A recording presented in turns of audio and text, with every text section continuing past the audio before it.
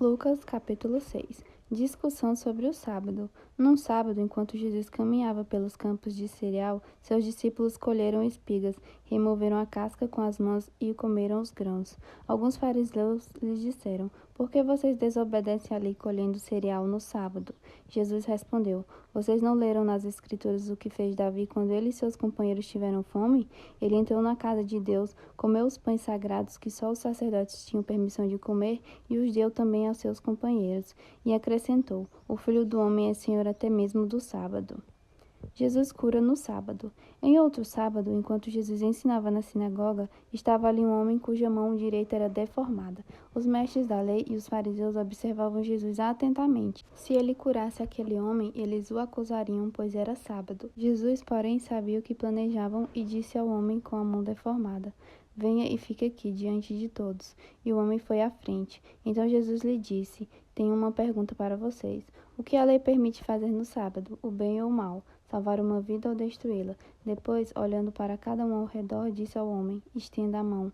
O homem estendeu a mão e ela foi restaurada. Com isso, os inimigos de Jesus ficaram furiosos e começaram a discutir o que fazer contra ele. Jesus escolhe os 12 apóstolos. Certo dia, pouco depois, Jesus subiu ao monte para orar e passou a noite orando a Deus. Quando amanheceu, reuniu seus discípulos e escolheu 12 para serem apóstolos. Estes são seus nomes: Simão, a quem ele chamou Pedro; André, irmão de Pedro; Tiago, João, Filipe, Bartolomeu, Mateus, Tomé, Tiago, filho de Alfeu, Simão, apelidado de Zelote, Judas, filho de Tiago, Judas Iscariotes, que se tornou traidor. Multidões seguem Jesus. Quando Jesus e os discípulos desceram do monte, pararam numa região plana e ampla. Havia ali muitos de seus seguidores e uma grande multidão vinha de todas as partes da Judeia, de Jerusalém e de lugares distantes ao norte, como o litoral de Tiro e Sidom. Tinham vindo para ouvi-lo e para ser curados de suas enfermidades. E os que eram atormentados por espíritos impuros eram curados. Todos procuravam tocar em Jesus, pois dele saía poder e ele curava a todos. Bênçãos e condenações. Então Jesus se voltou para seus discípulos e disse: "Felizes são vocês, pobres, pois o reino de Deus lhes pertence. Felizes são vocês que agora estão famintos, pois serão saciados. Felizes são vocês que agora choram, pois no devido tempo rirão. Felizes são vocês quando os odiarem e os excluírem, quando zombarem de vocês e os caluniarem como se fossem maus, porque seguem o Filho do Homem. Quando isso acontecer, alegrem-se e exultem, porque uma grande recompensa os espera no céu.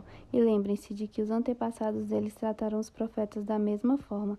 Que aflição espera vocês, ricos, pois já receberam sua consolação. Que aflição espera vocês que agora têm fartura, pois um terrível tempo de fome os espera. Que aflição espera vocês que agora riem, pois em breve seu riso se transformará em lamento e tristeza. Que aflição espera vocês que são elogiados por todos, pois os antepassados deles também elogiaram falsos profetas. Amor pelos inimigos. Mas a vocês que me ouvem eu digo: amem os seus inimigos, façam bem a quem os odeia, abençoem quem os amaldiçoa, orem por quem os maltrata. Se alguém lhe der um tapa numa face, ofereça também a outra. Se alguém exigir de você a roupa do corpo, deixe que leve também a capa. Dê a quem pedir e quando tomarem suas coisas, não tente recuperá-las. Façam aos outros o que vocês desejam que lhes façam. Se vocês amam apenas aqueles que os amam, que mérito tem? Até os pecadores amam quem os ama. E se fazem o bem apenas aos que fazem o bem a vocês, que mérito tem? Até os pecadores agem desse modo. E se emprestarem dinheiro apenas aos que podem devolver, que mérito tem? Até os pecadores emprestam a outros pecadores, na expectativa de receber tudo de volta. Portanto, amem os seus inimigos, façam-lhes o bem e emprestem a eles sem esperar nada de volta. Então a recompensa que receberão do céu será grande e estarão agindo, de fato, como filhos do Altíssimo, pois ele é bondoso até mesmo com os ingratos e perversos. Sejam misericordiosos, assim como seu Pai é misericordioso. Não julguem os outros. Não julguem e não serão julgados. Não condenem e não serão condenados. Perdoem e serão perdoados. Deem e receberão. Sua dádiva lhes retornará em boa medida, compactada, sacudida para caber mais, transbordante e derramada sobre vocês. O padrão de medida que adotarem será usado para medi-los. Jesus deu ainda a seguinte ilustração: é possível um cego guiar outro cego? Não cairão os dois num buraco? Os discípulos não são maiores que seu mestre, mas o aluno bem instruído será como o mestre. Por que você se preocupa com o cisco no olho de seu amigo enquanto há um tronco em seu próprio olho?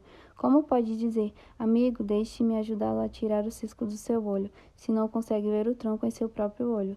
Hipócrita, primeiro livre-se do tronco em seu olho, então você verá o suficiente para tirar o cisco do olho de seu amigo. A árvore e seus frutos. Uma árvore boa não produz frutos ruins, e uma árvore ruim não produz frutos bons. Uma árvore é identificada por seus frutos. Ninguém colhe figos de espinheiros, nem uvas de arbustos espinhosos. A pessoa boa tira coisas boas do tesouro de um coração bom, e a pessoa má tira coisas más do tesouro de um coração mau, pois a boca fala do que o coração está cheio. Construir sobre um alicerce firme. Por que vocês me chamam Senhor, Senhor, se não fazem o que eu digo? Eu lhes mostrarei como é aquele que vem a mim, ouve as minhas palavras e as pratica. Ele é como uma pessoa que está construindo uma casa e que cava fundo e coloca os alicerces em rocha firme.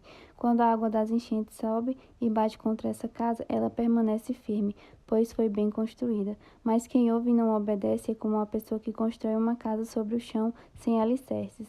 Quando a água bater nessa casa, ela cairá, deixando uma pilha de ruínas.